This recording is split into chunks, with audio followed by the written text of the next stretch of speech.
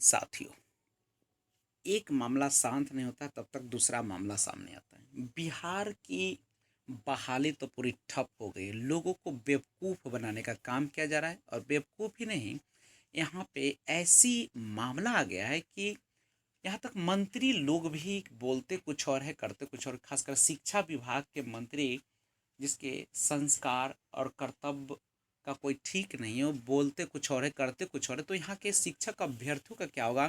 और जब शिक्षक अभ्यर्थी को लाठी खानी पड़ती है, आंदोलन करनी पड़ती है, जब क्या हरता है, तो यहाँ के जो बच्चे हैं, छात्र हैं, उनके साथ क्या गुजरेगा आपको पता है? तो तमाम चीज़ें नैतिकता को तार तार कर रही है। और शिक्षा मंत्री ने ही कहा था कि एसटीटी केवल पात्रता परीक्षा, नियुक्ति की परीक्षा नहीं।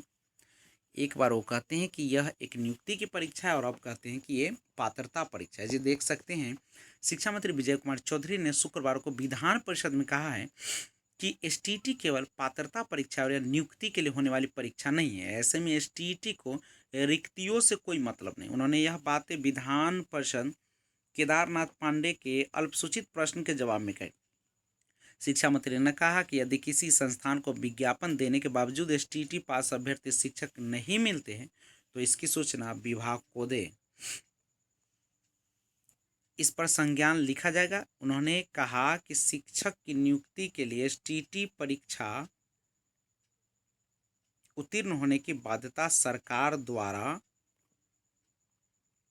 जो है की गई, इसे शिथिल करने का सरकार का कोई विचार नहीं है। विधान पार्षद केदारनाथ पांडे ने पूछा था कि क्या राज्य के 72 अल्पसंख्यक माध्यमिक विद्यालयों में शिक्षकों के अधिक पद वर्षों से रिक्त है, शिक्षकों के अभाव में पठन पाठन बाधित है, क्या उस विद्यालय के शिक्षकों की नियुक्ति के लिए एसटीटी परीक्षा उत्तीर्ण होने की बाध्यता सरकार द्वारा की गई है?